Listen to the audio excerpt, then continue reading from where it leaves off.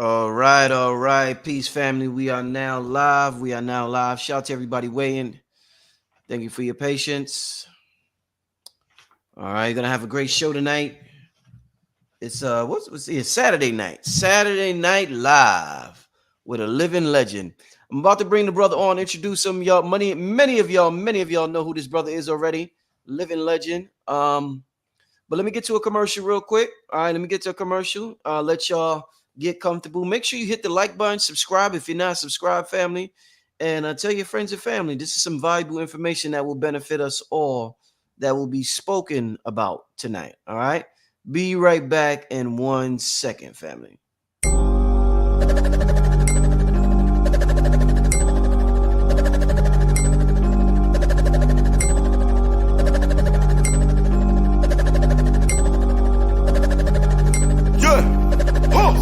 With nothing. Now I got a whole lot of something breaking through the roof. Willy Wonka when he pressed the button. When I do a money ritual, all of a sudden money started coming. Then I cut the Holy Ghost. I still be rhyming even when I'm mumbling. You repeat my name 3 times while you staring in the mirror. Body will appear like poof. I came from out of thin air. To me the gun is like a magic wand. I make a problem disappear. I would nigga teeth out his mouth.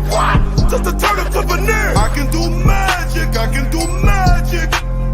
I can do magic, I can do magic. I can do magic, I can do magic. I can do magic, I can do magic. When I open up my mouth, I can move masses.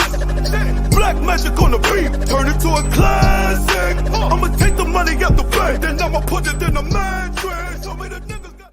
All right. Without further ado, ladies and gentlemen, I want to welcome back to the platform Wayne Chandler. Welcome back, my brother. It's good to be back. Indeed. Somebody in the chat already said they said we need a workshop with him ASAP, brother Rich. We did a workshop about 2 years ago. We did a workshop about I don't even know if it's on my website, but we did a workshop about 2 years ago. It was great. But quick announcement: Wayne Chandler is actually joining my Patreon channel, so he's going to be presenting exercise videos on there on a monthly basis. We're actually filming something next Wednesday, so if you want to see Wayne Chandler do actual exercises, qigong exercises, he's going to be on my Patreon. That's going to be phenomenal. Everybody who's a part of the Patreon, just stay tuned for that. As far as more announcements. But Wayne Chandler, man, good to have you back on here. Welcome back, my brother. You our brother Panic just made the transition. He's in the ancestor realm right now. Yeah. And 2023, and I guess a lot's going on right now in the world, Wayne. Yeah, a lot. I mean, the entire planet is being reset on multiple levels. Indeed. How you been, my brother? I've been excellent. That's good. Excellent. Wow, you said that real fast. You ain't hesitate or nothing, man. Man, life is good, man. Yeah. You never appear to be upset, man. I told you this before. You never appear to be in an upset, hostile, nervous, anxious mood. You always just chill like a mug. You be chill, brother. You the chillest dude I know, man. Them exercises gotta work. How chill you be, Wade. Yeah, I mean, they have a lot to do with it, I mean, because they provide such a holistic perspective on just how we navigate reality, you know. And so, they keep me in a place of extreme clarity, which allows me to make the necessary adjustments in my life that need to be made at strategic times when they need to be made. So I stay out of a lot of the chaos and confusion that's overrunning the world right now. Yeah. You in this world, but not of it, huh? Exactly, man. That's what it's about. Yeah. Excellent. Let's start this conversation. We're energetic beings. We are electromagnetic beings. And we are looking to tap into that energy. We have been taught to not tap into that energy, to stay away from things like you do, my brother, with the exercise you do. A lot of people actually, depending on what religious mind frame you are, they might consider what you do evil, which is very weird. But It is. that's how we've been programmed the last, 100 years or whatever. So it's quite weird, my brother. But yeah. So for those who may be unaware of who you are and what you do, could you just give a brief introduction to who you are, brother? A lot of new people on the channel. Yeah, I wear a lot of hats. I'm deeply involved, as you've noted, into internal energy practices, qigong. I also practice and study what's called medical qigong, which is an offshoot of that science. Um, I'm very involved into various aspects of just dealing with mind body, relationships, and instilling in the people I work with proper directions so that they stay on top of things. I'm very invested, literally invested in ways of generating passive income, and actually, have a program every Sunday that talks about that to the community. And I travel, I do workshops, I do retreats in various places around the world Hmm. that teach these various programs. Um, yeah, I really move with life as holistically as I possibly can. I've involved myself in the study of the martial arts. I worked with a brother by the name of Randy Weston for about 25 years. We've produced a few projects together. The last one before he transitioned, the last one being, I believe, was like maybe 2016, which was a CD called the Nubian Suite.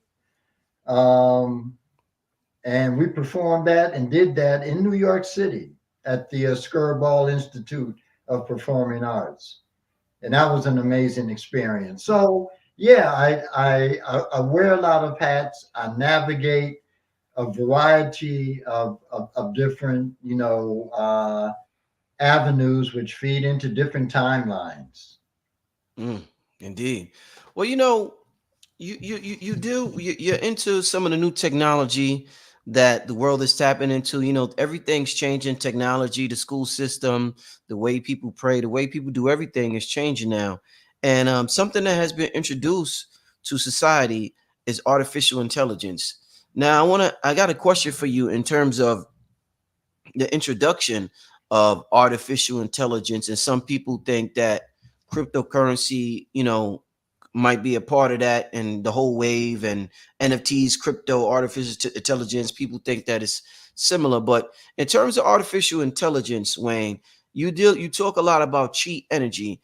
I have a question because a lot of people who are pro artificial intelligence, they like the idea of being able to ask the computer something and it gives them an answer, or the idea of giving the computer this assignment and it does it for them. What I want to ask you, do you think that with this artificial intelligence and us being more productive, like people are firing their staff and just working with artificial intelligence, do you think that this is hurting us, and or this is we won't be as successful because we're not conjuring chi energy? You know how when you do something on your own, you spend a month to write a book. That's a month of chi energy that you spent emitting to the ethers writing that book. But if you get AI to do it, you're not spending a whole month emitting that much chi energy. So do you think that we think it's making us productive, but it's really not because we're not outputting chi?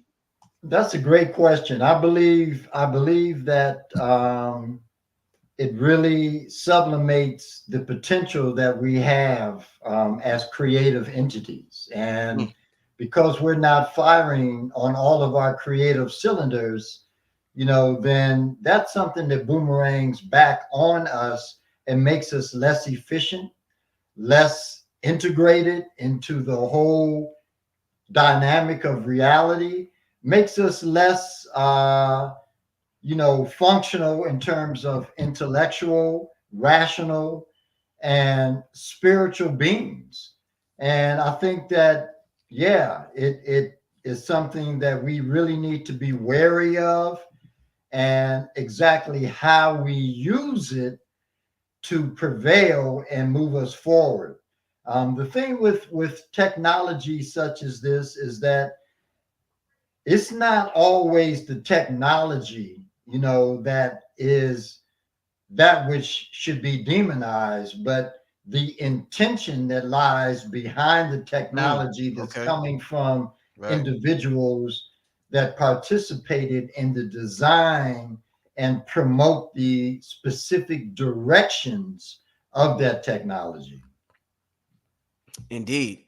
In terms of our energy, I keep using the word chi or ki. And do you say chi or ki?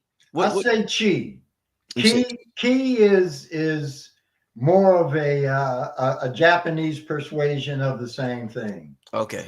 But yeah, in Africa was referred to and is referred to as chi, and those tones, sounds moved into ancient China via us. Hmm. And so, yeah, I carry it through with the term chi. Hmm. Let me ask you this about chi energy. What effect does the colors we wear have on our chi or our energetic output? Like I notice when people, when they're interested in driving fast, all of a sudden they buy a yellow car, they buy an orange or red, they buy these exotic colors. But when people just want to drive regular, sometimes they just get a regular black car or a white car, something like that. So I'm wondering if we wear these outlandish these colors that pop out, does that make us act different? Like you see the pimps when they pimping women, all of a sudden they got a purple suit on. You like, what the hell is he wearing? But that's part of his profession. So talk about colors in our chi energy. Yeah, it is. I mean, colors are very significant, just from the basis of when you look at the whole energetic body, the energy body itself that holds certain energetic portals that we refer to as chakras. Right.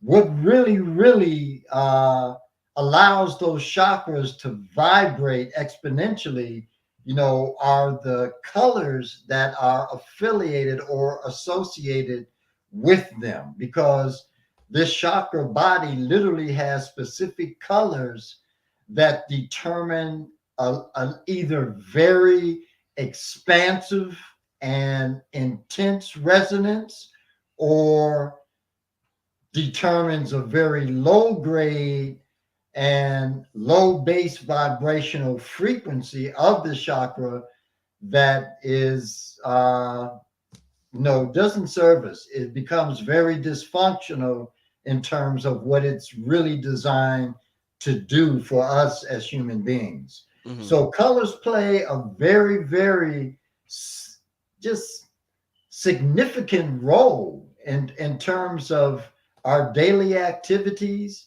And again, it goes back and in to how do we utilize these colors and what do we use them for. Hmm. I use colors all the time in my remote healing. My remote healing that I do moves through the chakra body. And so it becomes imperative for me to use colors in very specific ways and fashions in order to generate the changes that I need in that individual's body mind. You do remote healing. I didn't know that. Oh, yeah. Wow. That's deep. I don't yeah, we're gonna have to do a show just on that one day, brother. The remote healing. Like a lot of Yeah. people. So do you use a person's picture when you do the remote healing? I get a person's picture, and I get their name, and that's all I need. Mm. You think is there like a certain energy that a picture holds? What is it about a Oh, picture? no question. Yeah.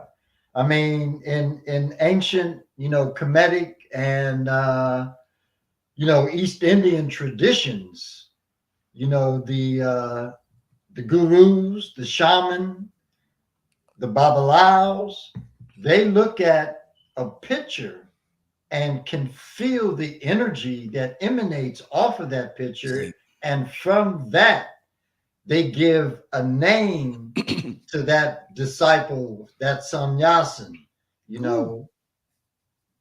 You ever named somebody before?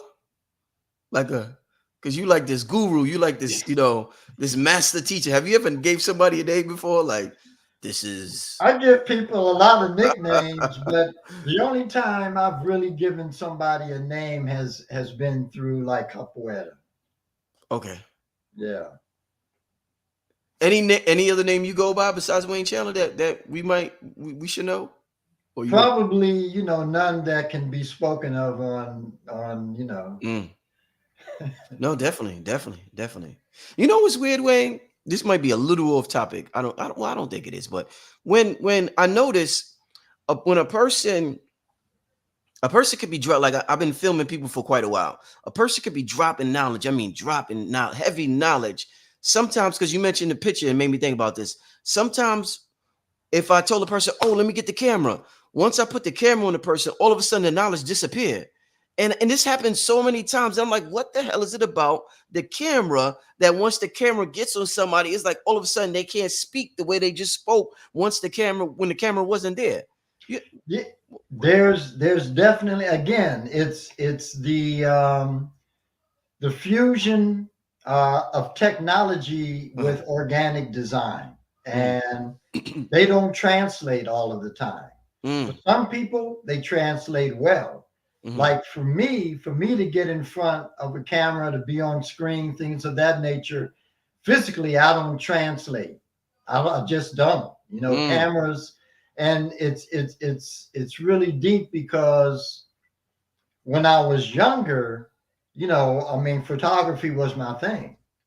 And at that stage in my life, my energy physically transferred with a great degree of exactitude on camera, on film, on whatever visual media that was being used. But today, the deeper I've gotten into my practices, the less transferable I become physically on media. Wow, that's very interesting. This is some interesting stuff, man. This is some interesting stuff. How we interact with technology, how it changes things, or how our personality change. This is like some real interesting stuff.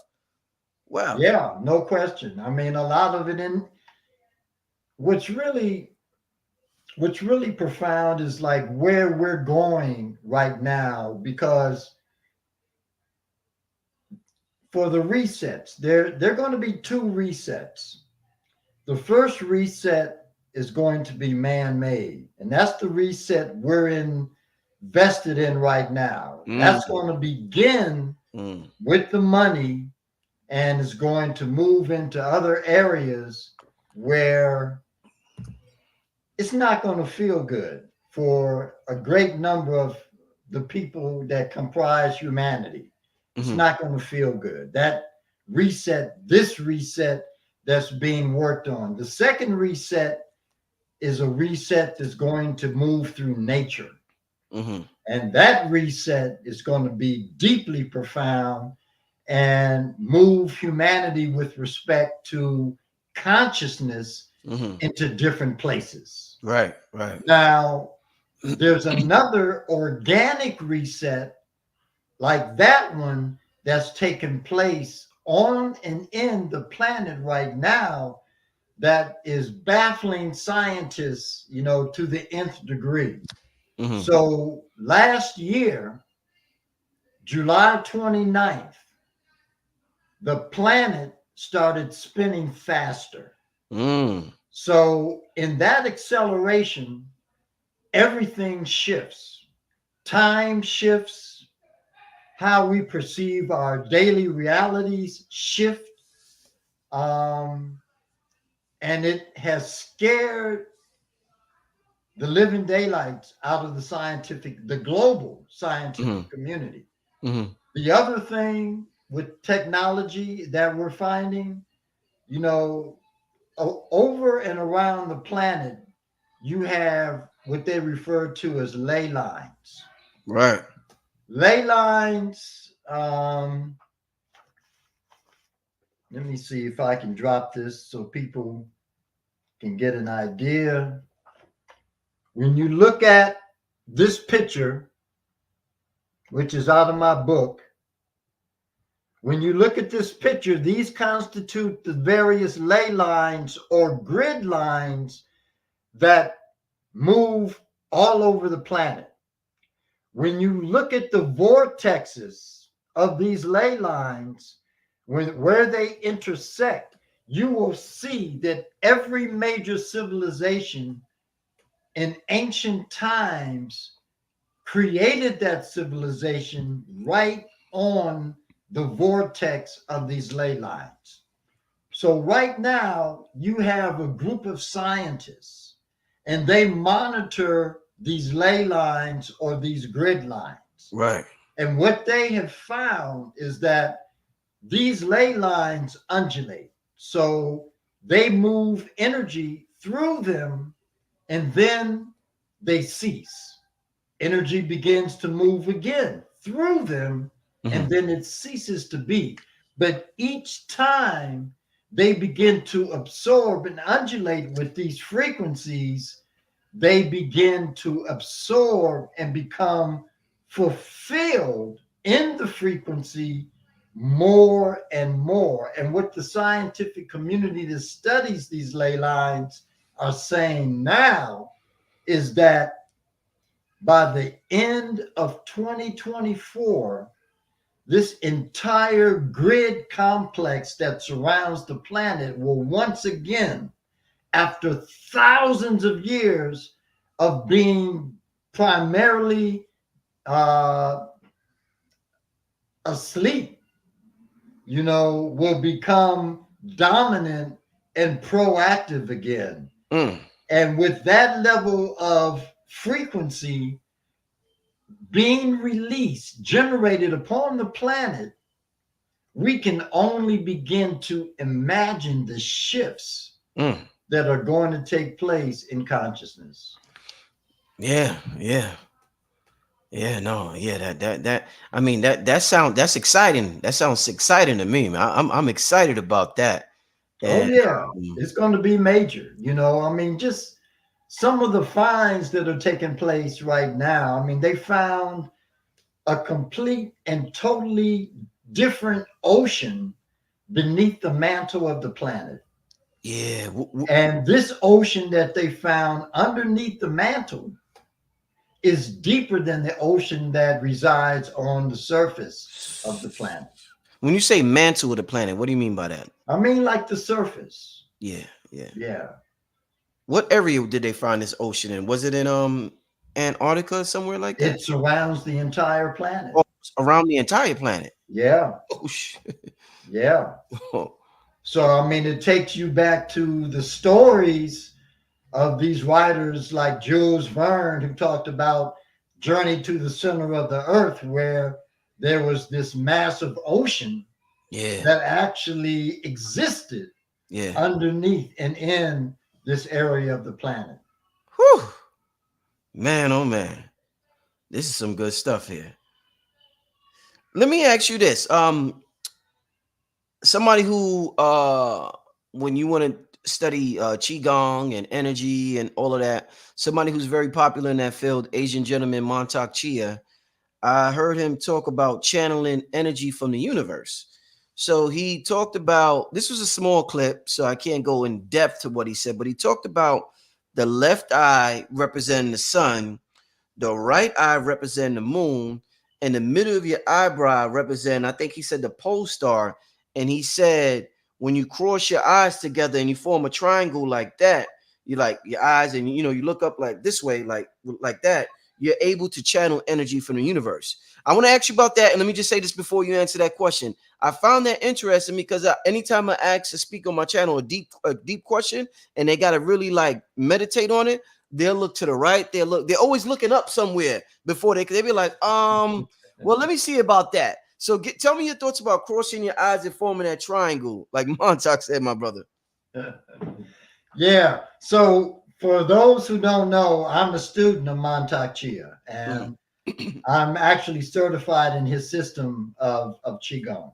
So when he does that and says that, many of the practices that deals with the movement of energy in the body, one of the primary practices is that which we refer to as the microcosmic orbit.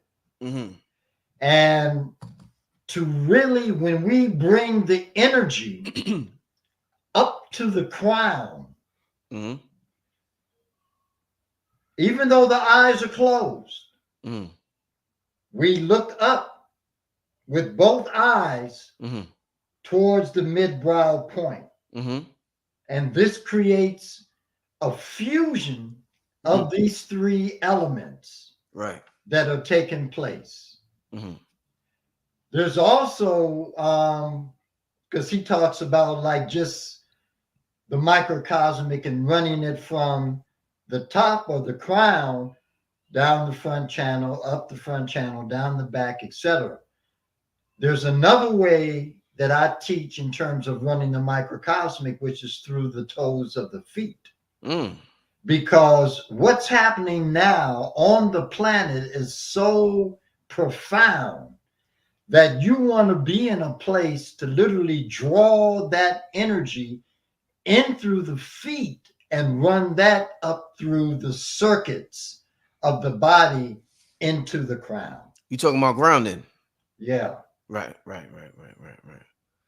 Yeah, that's some grounding. That's some I think more and more people are grounding more than ever now, man.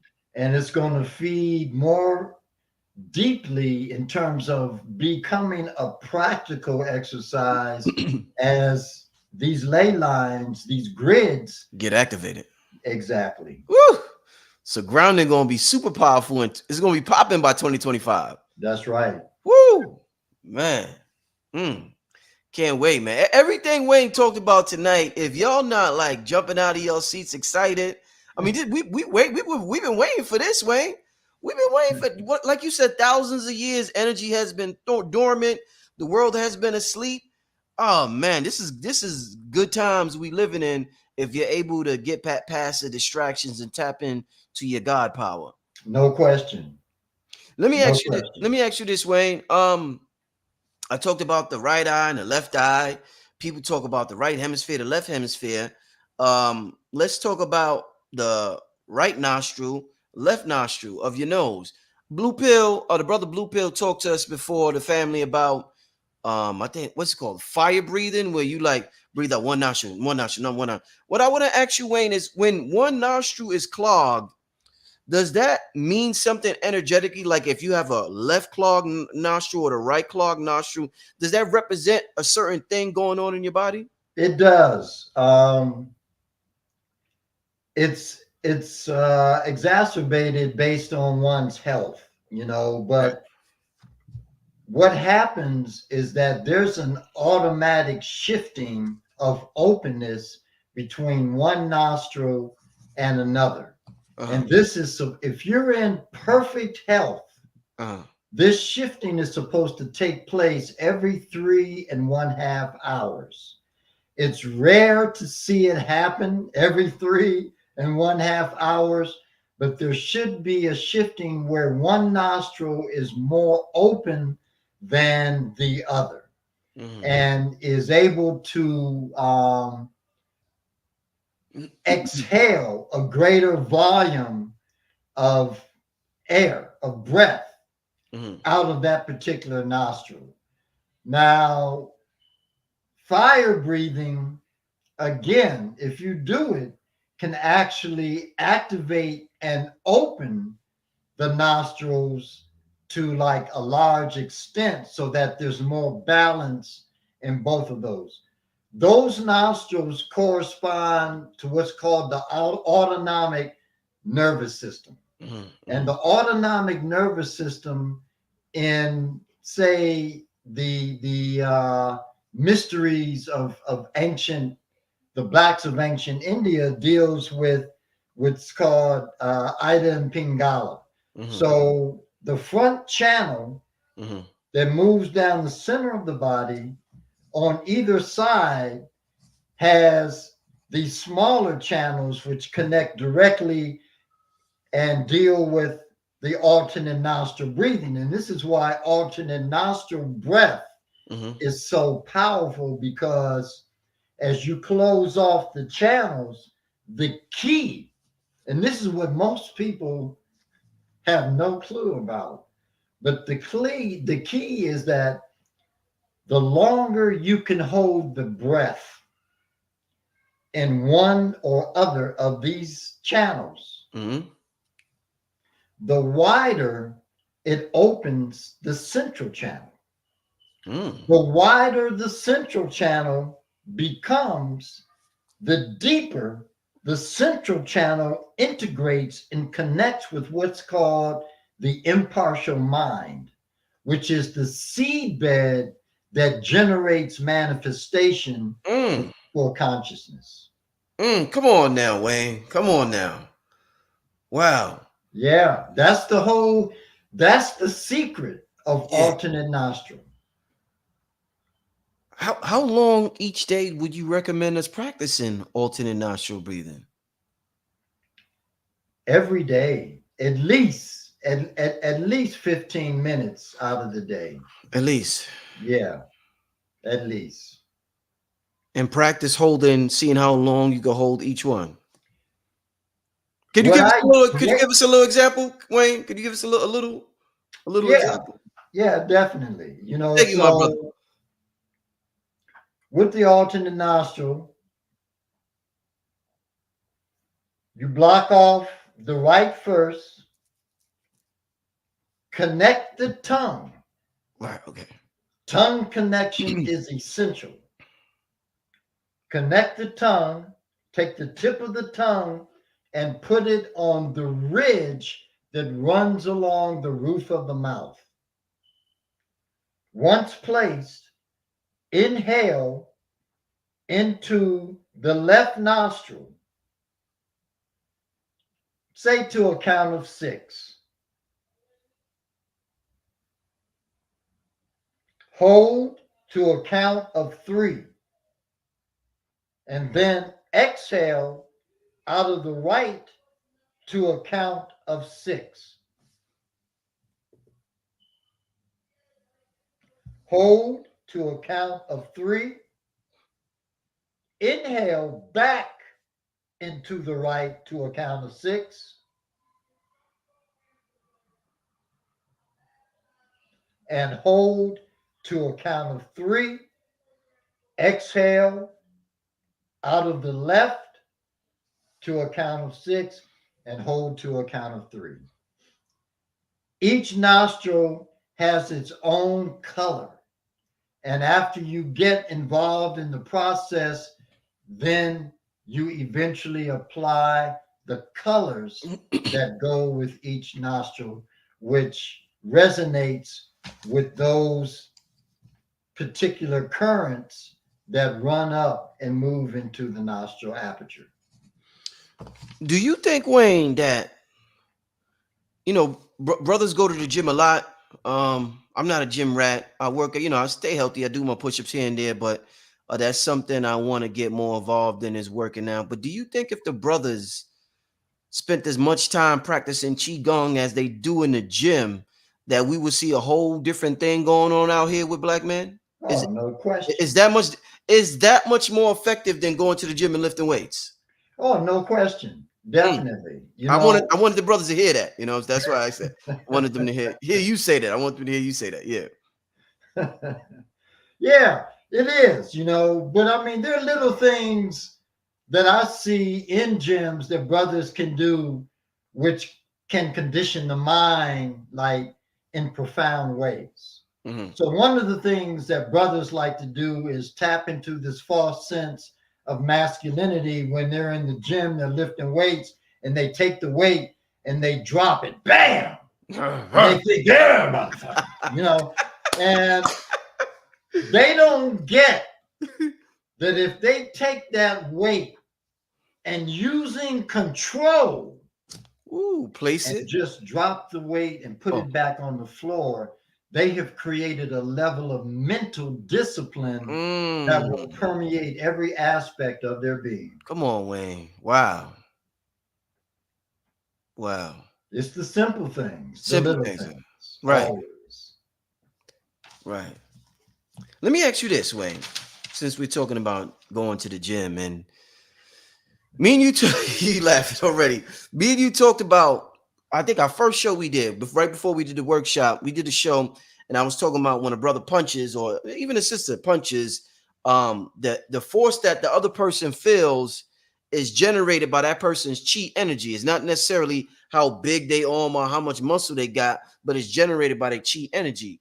What I want to ask you, based on you saying that, Wayne, when a brother is having sex with a sister, because there's always a debate. When a brother's having sex with a sister, is what she feels when he's entering her, is that generated more by his chi energy than by the size of his penis? Because that's a big debate in relationship shows. They be like, yo, does it matter this or that? What I want to know is what the sister's feeling. If that person get punched in the face is feeling your chi, is that sister feeling chi energy more than whether the brother's well endowed, or you get what I'm saying, right? Yeah, definitely. Yeah. You know, so you're looking at two experiences that take place within the same region of the anatomy. So there can be the movement, the activation of size, because what happens is that chi is actually created through size, because as the vaginal orifice expands, there's a system of nerves that encompass and surround that area that when it expands, they're activated immediately. And that sends a certain nerve pulse through her. But the thing in terms of the chi that brother is putting off, that he's completely and totally unawares of, she's feeling that. And that's giving her a totally different kind of sensation than just the size impact and imprint. Wow, very, very interesting. Very interesting. Another thing you talked about, no, you talked about this. You talked about this during our actual workshop. You were showing people how tapping on certain parts of the body can release energy. What I want to ask you, you was telling us about tapping your shoulders. You were saying how energy gets stuck in the shoulders, I think, right? So when you're practicing tapping on your body, like you see the gorillas in the jungles doing that with their fists like that, does it matter? Because if you hit the drum, right? If you hit it like this, if you hit it backhand, or if you hit it, punch it, it makes a different sound. Sound is vibration. That's a different cymatic. So does it tapping it like this or hitting it like that? Does it affect it differently depending on how you hit it? Whether you hit it with a smack, a punch, or whatever. It affects it differently, and it's really about you in terms of what it is you're determining. In terms of its release. What are you trying to discharge from that area of the body, and what is the best means of getting that out of the area of the body? So using flat hand may be the best way to release that kind of energy, but then again, using a fist, depending on what the energy stagnation is, may be a better way to release that energy. So it really depends on the energy that you're trying to get out of that area of the body. No, indeed. How big are you, Wayne, on massages? Like, rich people get massages a lot. Like they make their money. They constantly get a massage. People with regular 9 to 5s. We think let me not say that. Some people don't got the money. They don't have the time. They just or they just don't consider it important. So how important is getting a massage, Wayne? I think, like one of my students in Trinidad, Giselle McLeod, she is a massage therapist, and not only is she a massage therapist, but because she does the practices, she's able to like move a different kind of energy through her hands when she's doing the massage, which takes that individual into a totally different type of place, Ooh. and integrates them more when they go outside. They're feeling a level of integration that they've never felt, So massage is great. I think massage is essential. I believe that everybody should get a massage. I believe that, once a week can be good, but once every 2 to 3 weeks is essential to get body work done. Right. No, definitely. Is there anyone you recommend more than the other? Like they got different names, like deep tissue, Swedish, and all this stuff. Is there any? Yeah, again, like the slap or the fist, it really depends on what it is you're attempting to release. So if you go in, for example, for Rolfing, Rolfing is about serious, deep restructuring of tissue, cartilage, and bone.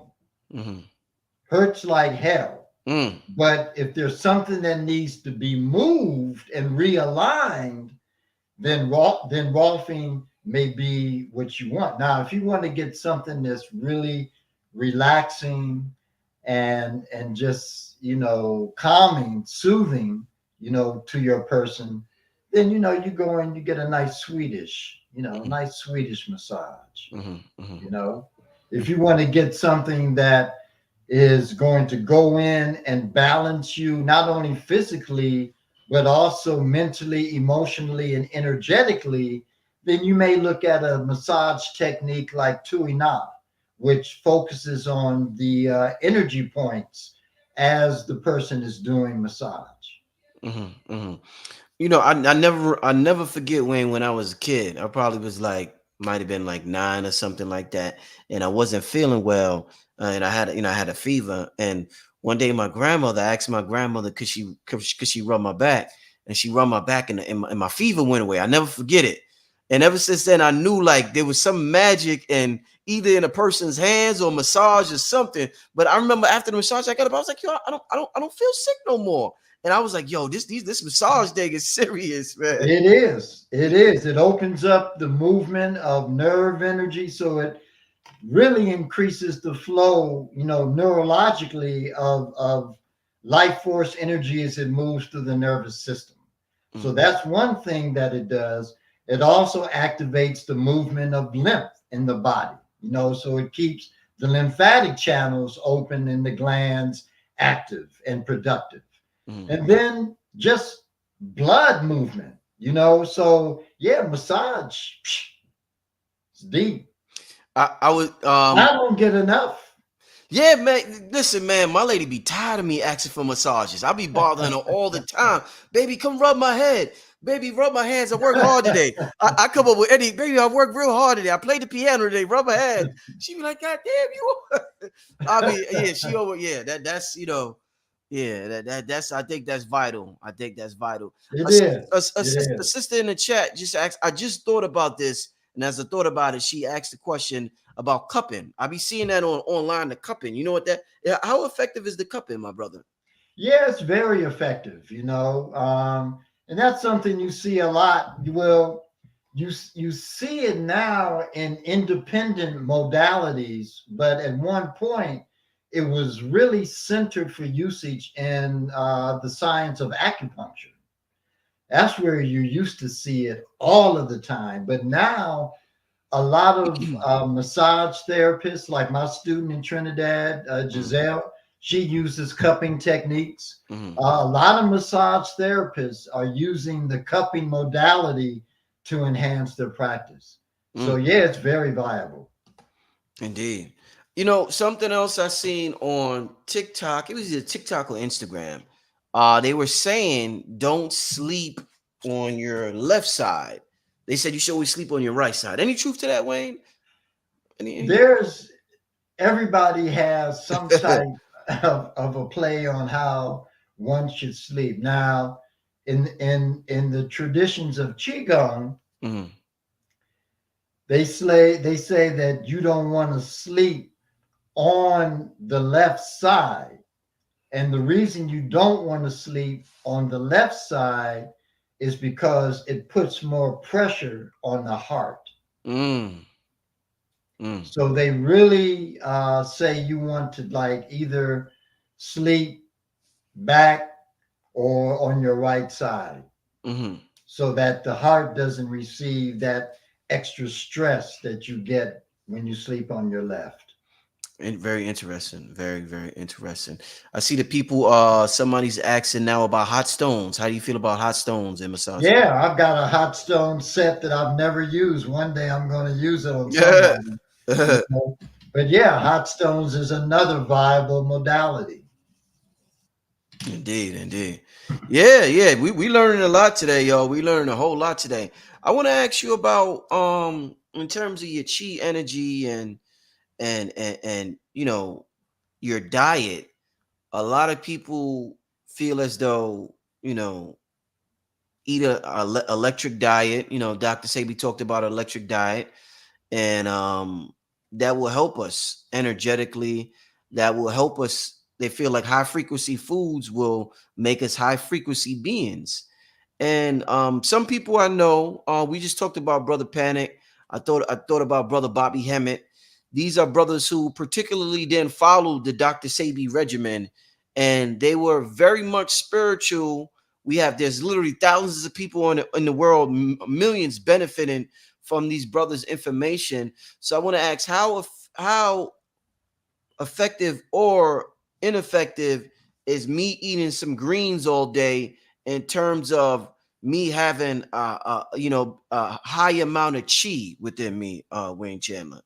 Well, I think that, your diet helps to generate higher amounts of chi, but at the same time, we have to really develop an understanding that we live in a very incredibly toxic environment. Mm-hmm. And the toxicity in this environment is mental, Mm-hmm.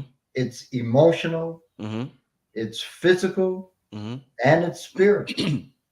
And so the diet is one aspect of that. You want to have a solid diet that, yeah, is electric in that it produces energy. But you have to stop and think of it like this. And this is, most people don't consider this. What you eat, Mm-hmm. the amount of energy that you get from it is all based on what it takes to digest and assimilate that food source, that substance. Mm-hmm. So if you eat something that's dense Mm-hmm. and the body has to put out a lot of energy in the digestive process to break it down Mm-hmm. and then to absorb it Mm-hmm. and eliminate it, Mm-hmm. then whatever energy was in that particular food substance is neutralized Mm-hmm. because your body has gone on and used an immense amount of energy, or the energy basically that you would have gotten from that food has been used up in the process of digesting, breaking, and assimilating that food and eliminating that food. So your diet, you want to go into whatever it is you're eating, Mm-hmm. you want to go in with that reality in mind Mm-hmm. of exactly how much energy is it really going to take To break to it down. break this food down and assimilate it. Mm. Wow.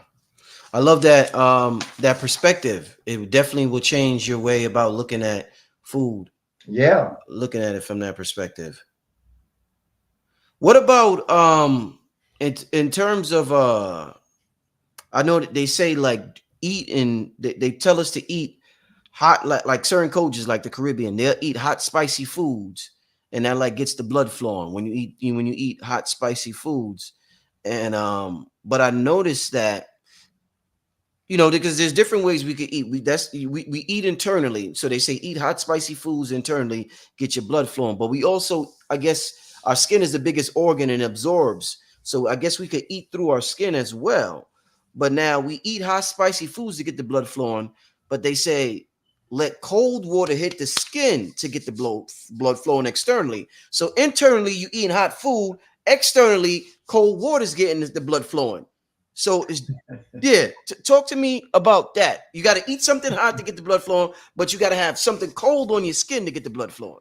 I really, when I look at the whole dynamic, of how we consume different substances, it really depends on what modality you're drawing energy from, and information from.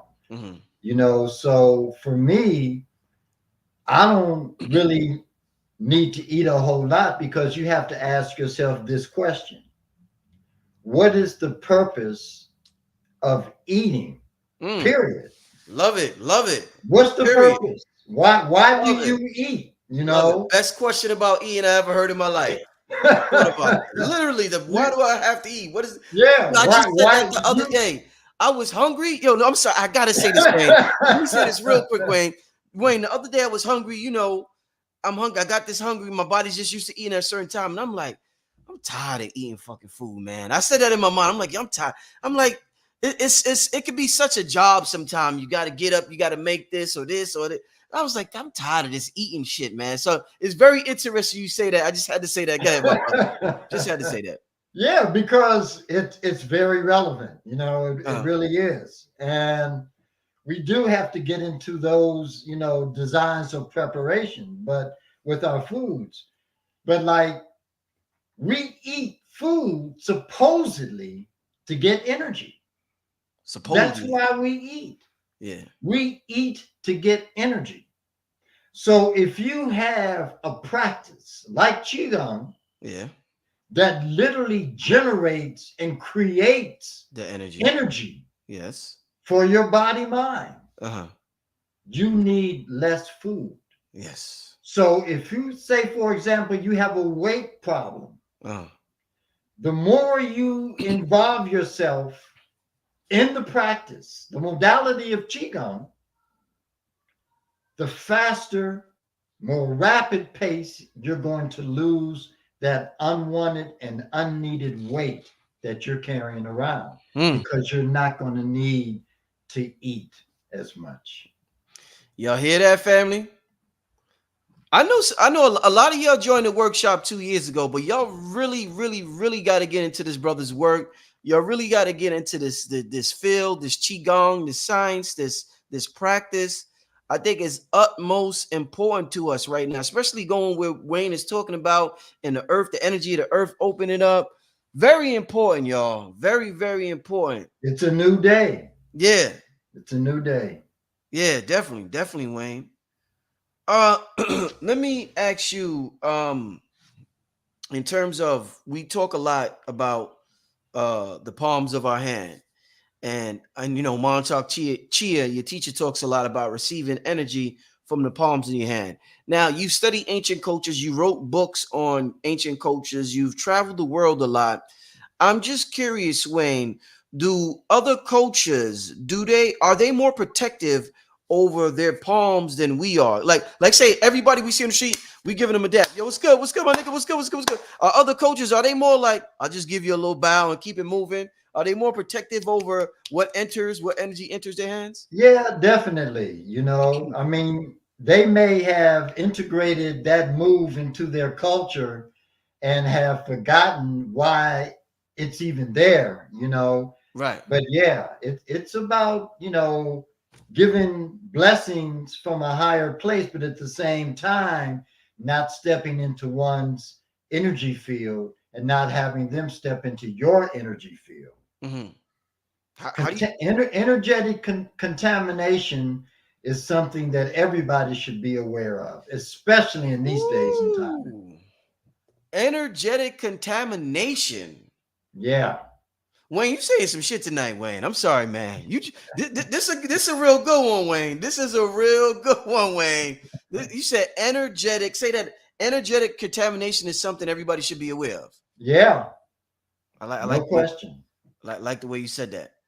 Sometimes there's a certain way you say something that it just hits harder. So the way you're saying certain things, like why do we eat? And you say it so calm. Why do we eat? It's just kind of, it's kind of hitting kind of hard, man. So yeah, man, I'm definitely glad. I'm definitely glad we did this show.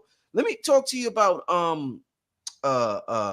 trauma in terms of pretty much everybody has a certain level of trauma, childhood trauma. Some people have trauma that developed later on in their life. We talked about qigong and releasing energy, stored energy. How effective is qigong with childhood trauma? Because some people, I remember talking to Blue Pill, some people they want to know, well, what herbs can I take for this, or what herbs can I take for that? And Blue Pill was saying, there's no herbs that's going to help you with that. This something you got to do something different to get rid of that. So with the childhood trauma, how effective is this for people that's curious about that, my brother? Yeah, it's very effective, but again, what you do is you go in and you condition the organs and the glands for release. And then you move into medical qigong, which goes in and hits the chakra points, which moves energy through the meridians that connect into those centers, that is retaining and holding those traumatic patterns. Mm-hmm. And then that dispels those traumatic patterns from those particular areas. So areas in the body that hold trauma the most,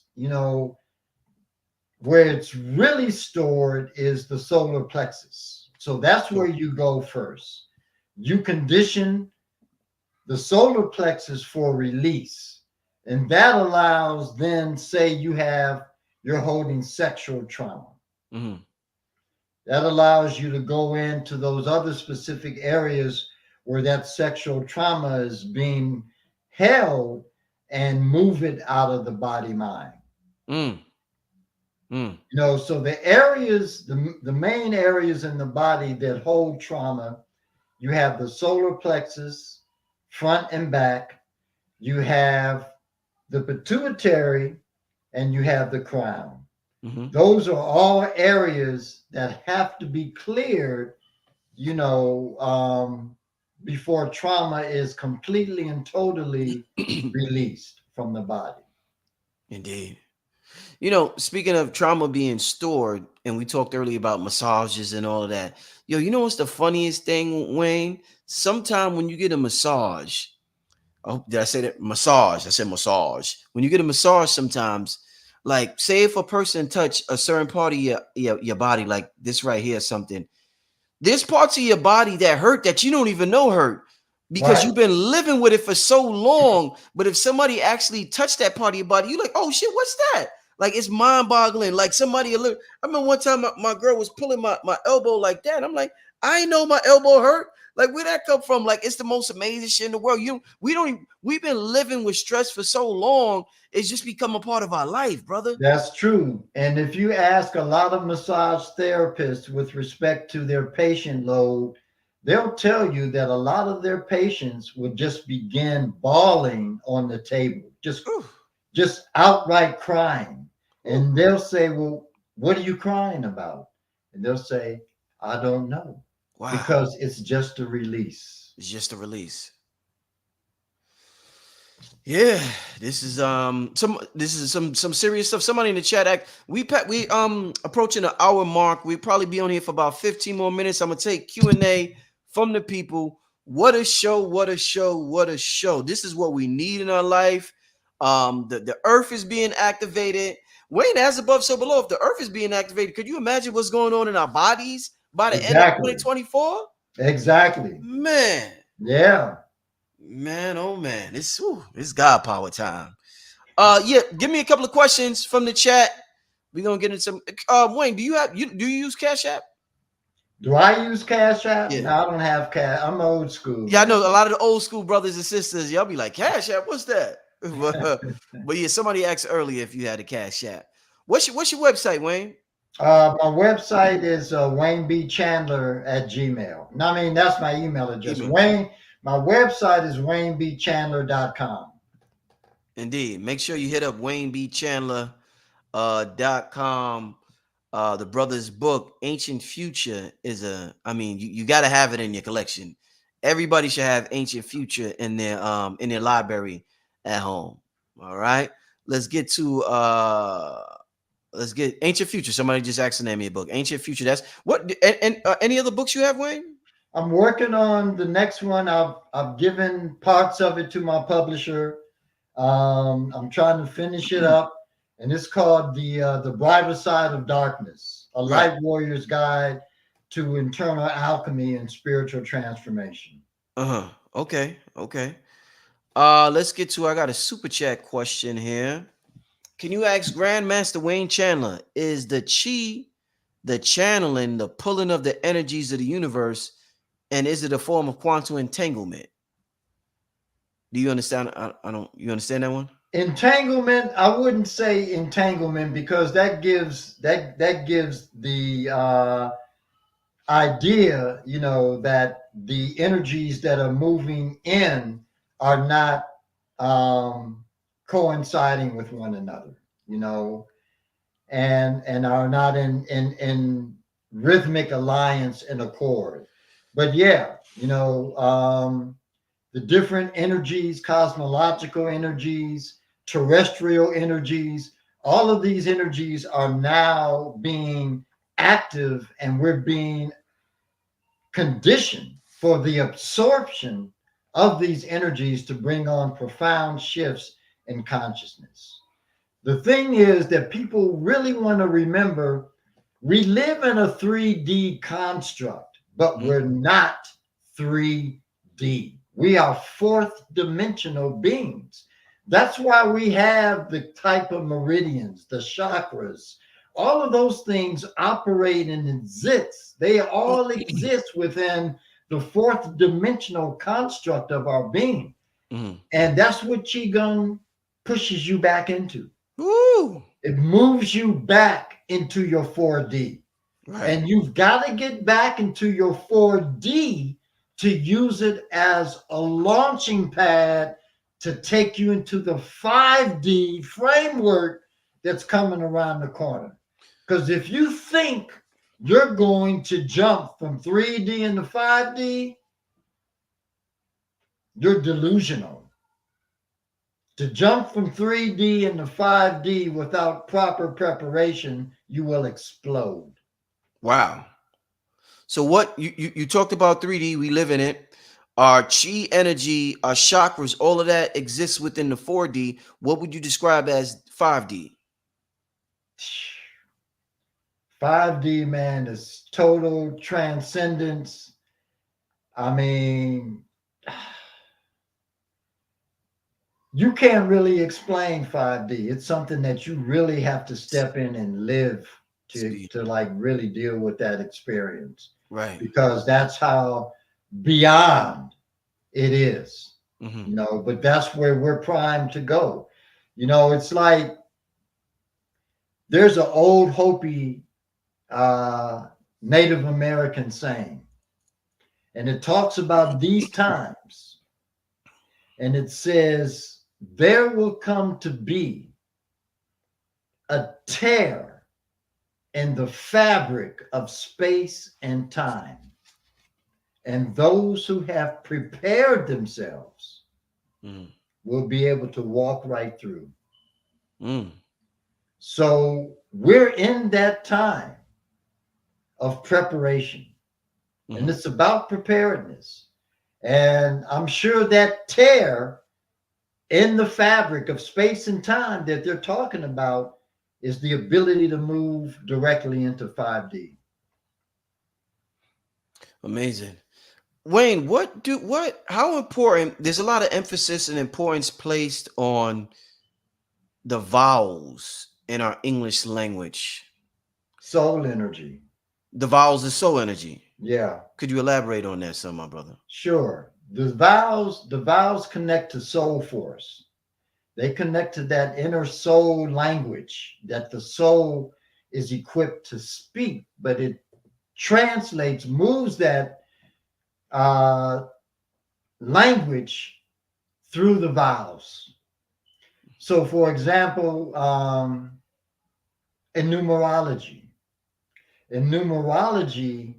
you find out what is the soul force number through the vowels. So is this something you chant every day? A-E-I-O-U. Like, how does this You work? can, because each one of those vowels has powerful significance. Each one. But is it something that should be a regular chant for us? That's what I'm getting, you know. It could be. It could be a regular chant, or what would be even more specifically empowering is to find out what your soul force energy is, okay, and use that specific framework of the vowels to chant on a daily basis. Right. Okay.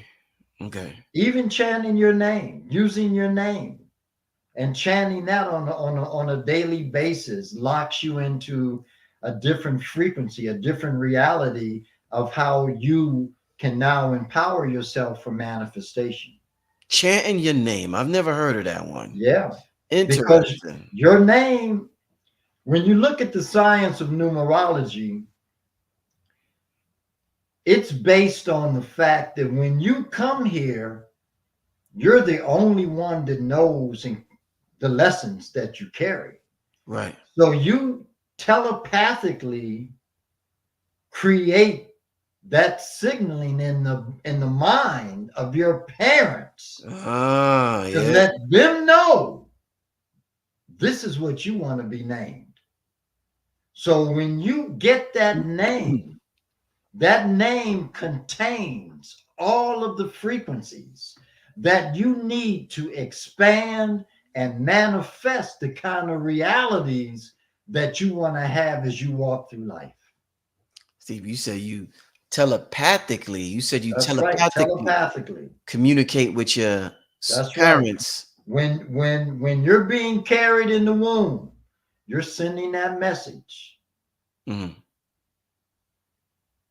What do you think about, black people get made fun of a lot for the names that we name our children. They call them ghetto. Shaniqua, Takesha. And I remember one time Bobby talked about some of the ancient goddess, and he was like Sheola, Tiesha. It sounded like one of them ghetto names. And I'm like, oh shit, baby, we might have been on to something this whole time, not knowing it. Well, we are, because we operate with not only this whole dynamic of navigating this practical reality from day to day, but we have the subconscious imprint of a time that's now removed, that those names are seasoned and seeded in, that come to the forefront at different times. Right. Well, let me get to another question from the chat, Wayne. Yeah, I'm really loving this conversation, Wayne. I really, really, really think, I know people really need to get involved in this science, man, in this practice, this Qigong, man. It's really, yeah. We said it a year and a half ago, and a lot of people joined, but I need everybody, y'all. I need y'all to really get up on this thing, man. It's God power time. I've been telling y'all, and this is true God power right here. No question. Let's get to another question. What Qigong practices can we do to improve astral sight, and can we use it to see auras? That's a very good question. So the Qigong practice that feeds directly into that experience is kidney packing.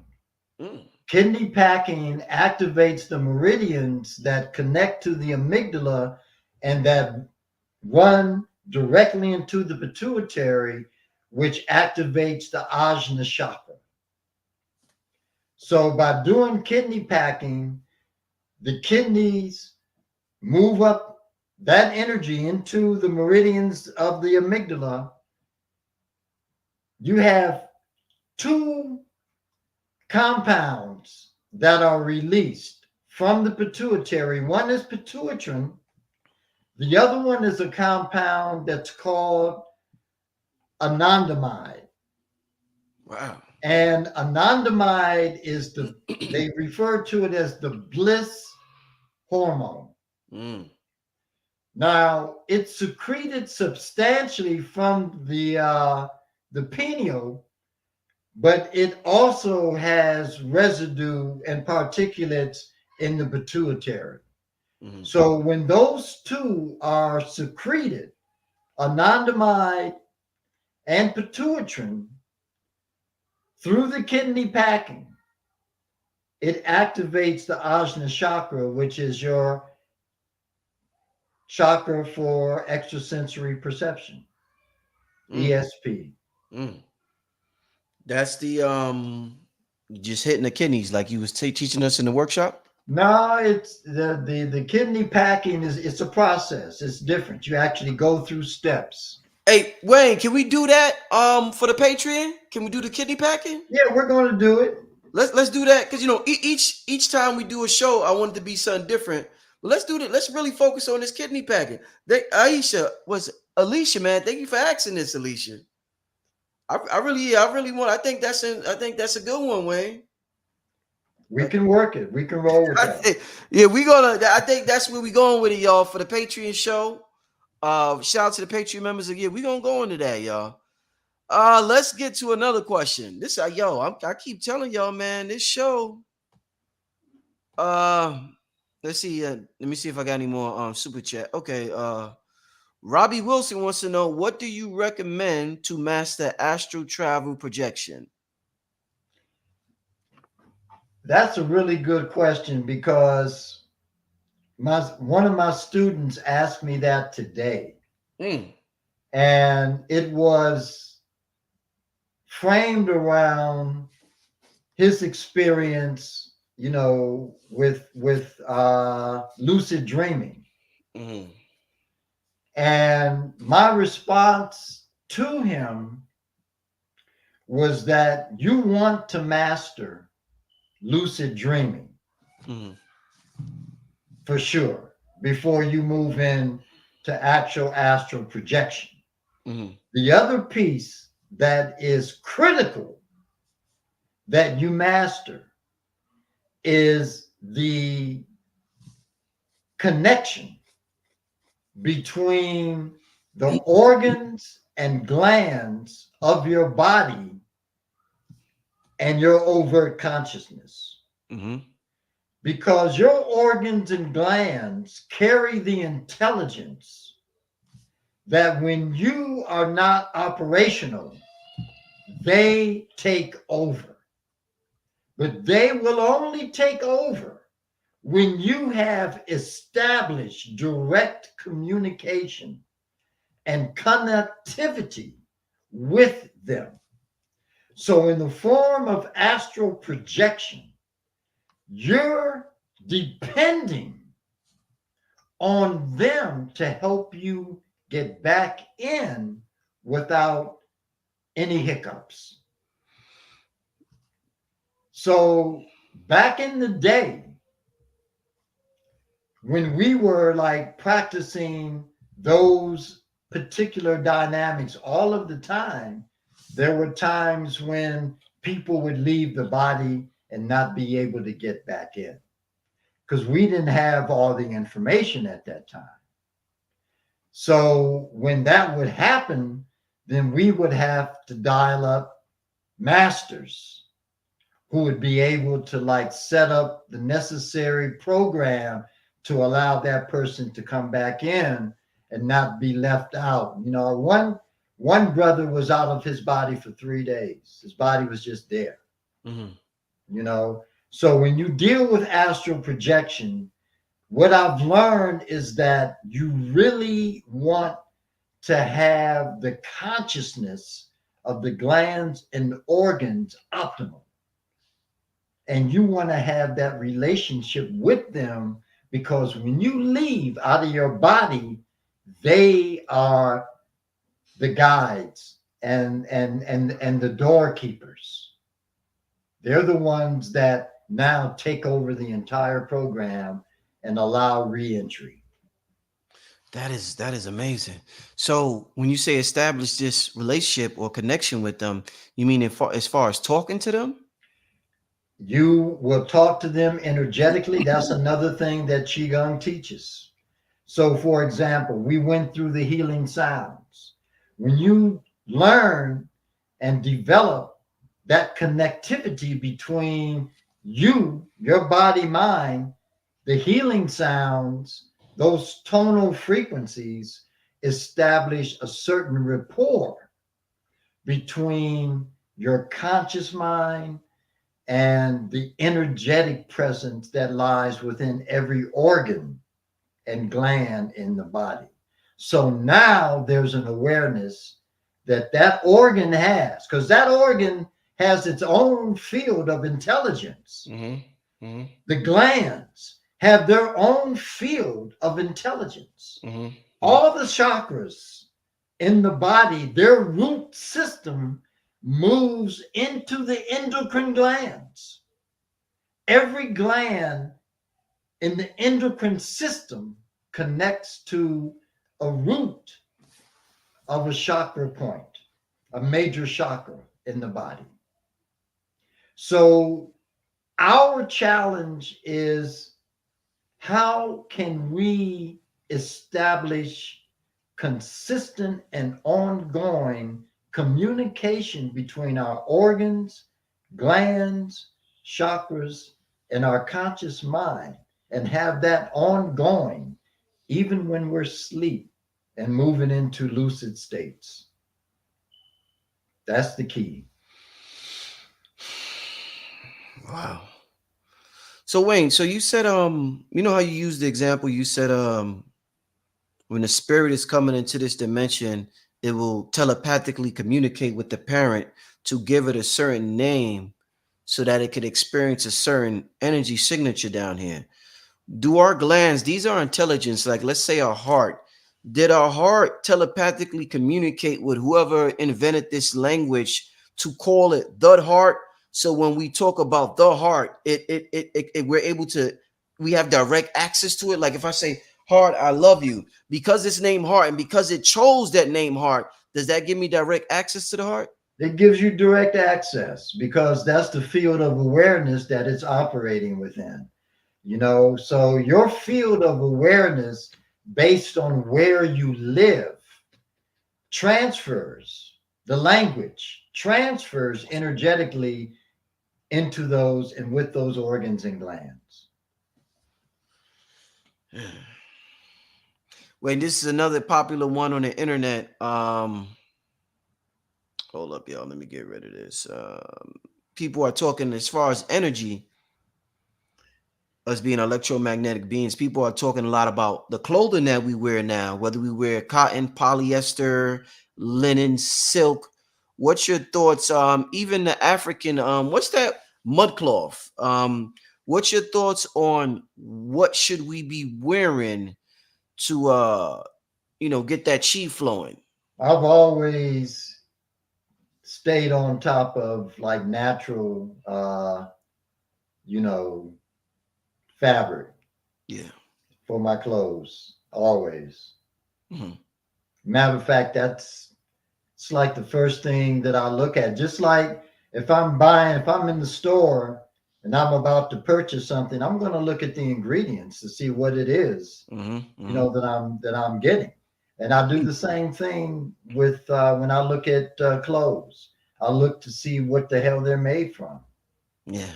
Yeah. That's something I never did that before a lot in the past. And that's something more recently I started looking like, what percentage polyester or cotton? I started looking more and more. So It yeah, has an impact. yeah, Yeah. yeah. Wow, man. Wayne, did I tell you this show is fire? Did I say that enough times already? I don't know if I said that enough times already, y'all. This show is fire, y'all.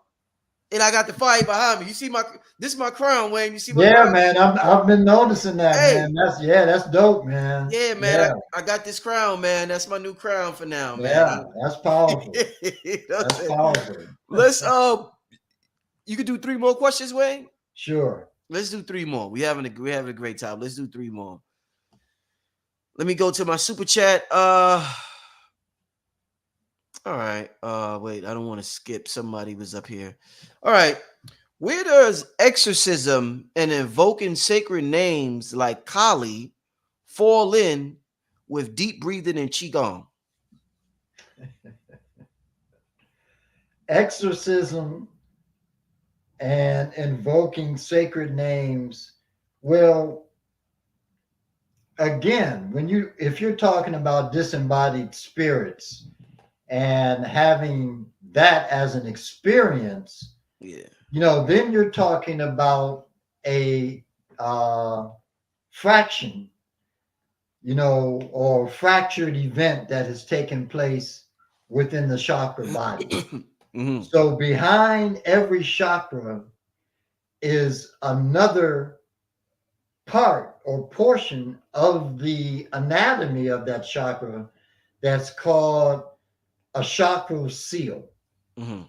Now, the purpose of that seal is to keep you protected from the astral planes, or the entities more specifically, on the astral regions and in this world that you operate in.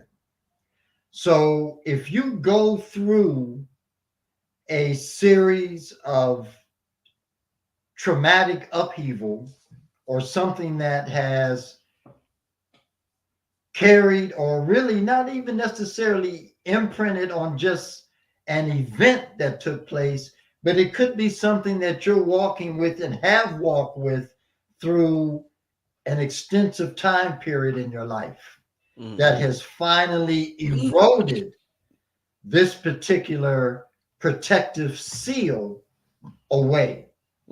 Once that seal cracks, once it gets holes in it, then you become susceptible to astral infestation. So other entities can now move in and through that seal to enter your being. So with exorcism, moving that out, first you have to close the seal. And you do that through, again, using specific colors. You use the color that you use is a very vibrant, what we call electric violet. Electric violet seals and corrects the imperfections that have taken place in that seal.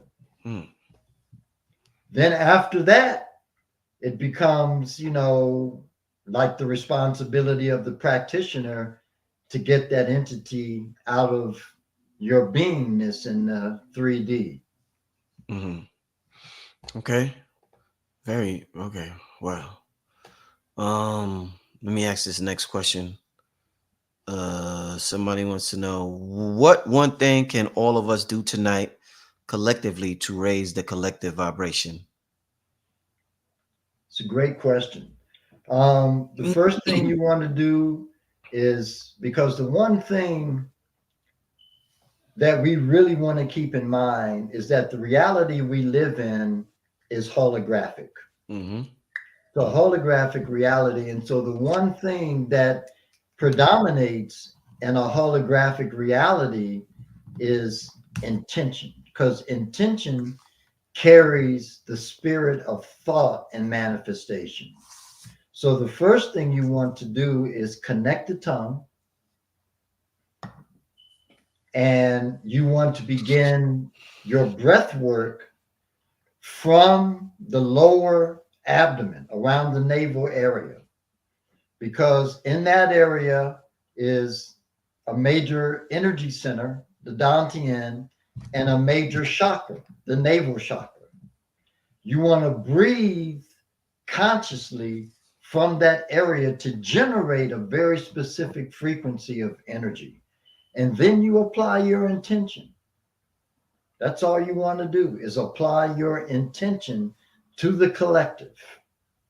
So, for example, the work of David R. Hawkins, he was able to calibrate a variety of different emotional frequencies and the impact they have on consciousness and the body. So he calibrated fear at 200.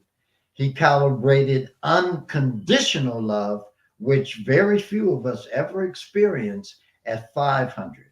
But he was able to see and measure that in a state of unconditional love,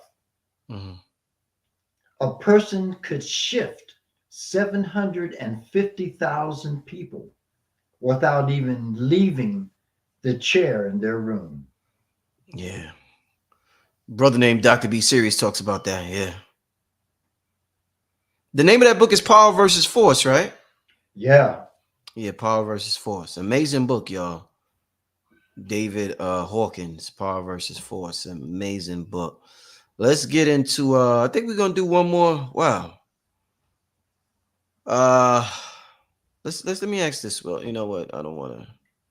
It's just so good. I don't know where to go. All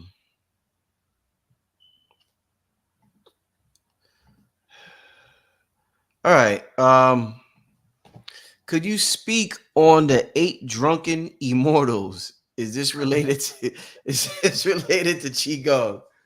All right, Alicia. The 8 drunken immortals, Wayne. I don't even, you know what? I mean, I saw that movie back in the day, but I don't even remember that movie now. Yeah. I can't remember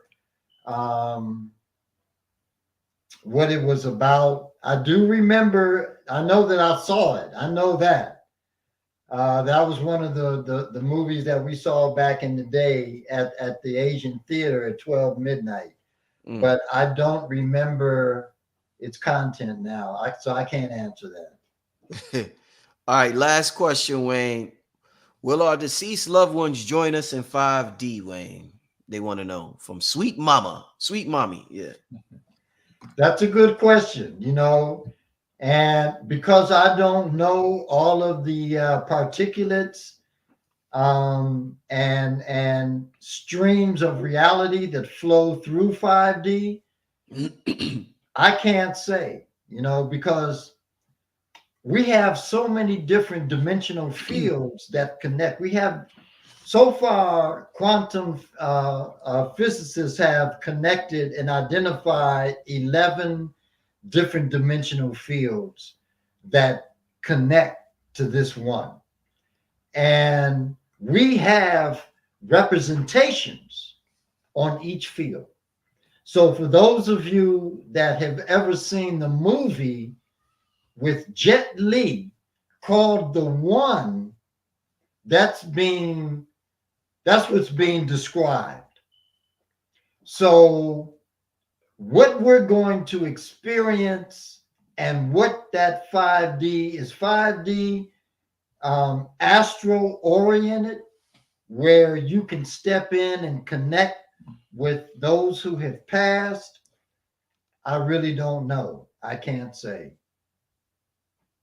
All right. So yeah, appreciate the question. Yeah, good question. Hey, hey, Wayne, man, I want to thank you for coming on here, man. Really do, man. We learned a lot tonight. It's been a great share. Yeah, indeed, man. But I can't wait to do the Patreon show with you next week and do the kidney packing. Shout out to everybody that's a Patreon, and yeah, just keep building with you, my brother. We're gonna have to do another workshop sometime soon, sometime before 2024 is up. You know what I'm saying? Yeah, we're gonna need it before 2024 is up, because 2024 is setting the stage for like some serious upheaval that we're going to have to deal with in 2025. Indeed. Might have to do a in-person one or something. I don't know. We'll talk about it. We'll definitely talk about it. Figure it out. You know what I'm saying? And I'll keep you updated Before we get out of here, Wayne, one more time, leave your contact information for the people and let them know if you got anything coming up, any events or anything, retreats. Yeah. What I'm working on right now, I'm working on doing another retreat. Mm-hmm. I'm just trying to figure out the space. I'm in contact with people in Belize and in Costa Rica. So Costa Rica may win out, but I'll let you know definitely. And again, my website, you can go to my website and connect with me through there. And that's WayneBChandler.com. Mm-hmm. And you can find me on Facebook. Indeed. Once again, thank you, my brother. Thank you for everybody who's listening tonight. Enjoy the rest of your Saturday night. This is Brother Rich Wayne Chandler. We signing out, family. Peace. Peace.